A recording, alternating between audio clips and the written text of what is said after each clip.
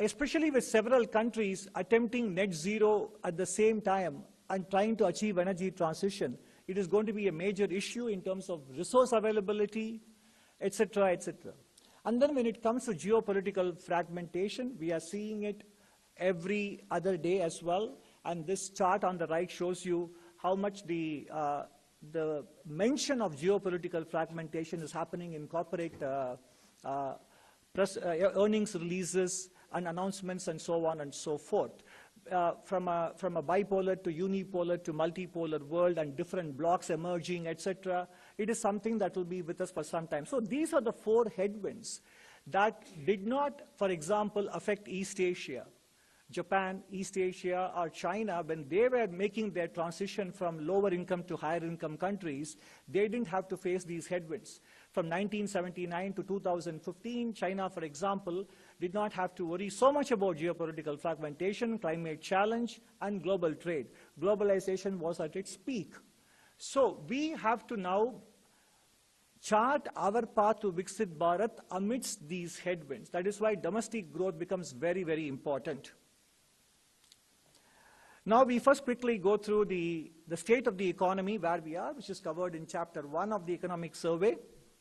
There is momentum in the economy. In fact, we are now 1 quarter in the new financial year, and even high-frequency indicators are telling us that the economy is carrying on the momentum that we have seen until the end of March 2024, when we grew at 8.2%. So the average growth rate in the last 3 years up to March 24 has been around 8%.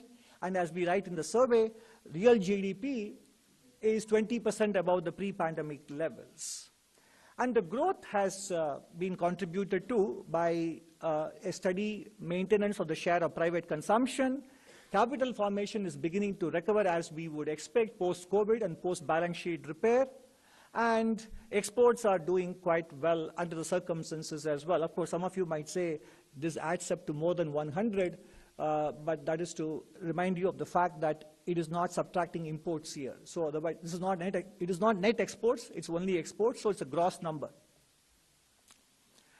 And investment is being driven by not only by public sector capital formation. Both union and state governments have clearly been spearheading the capital formation. But let me also tell you that private Capex has been growing. Private Capex has recovered after the stagnation or decline we saw in 1920 and 2021. They did pick up in 21-22 and 22-23. Of course, some of you might go into the granular details available and say that private Capex formation picked up strongly in the dwellings aspect and not in the machinery and equipment and intellectual property products, but even that post-COVID. So because if you look at the national income data, you can see the breakdown of private capital formation into these 3 components: dwellings, machinery and equipment, IP products, etc., intellectual property products. The recovery is beginning to come through in the latter 2 areas also, which is what exactly will be driving higher quality jobs.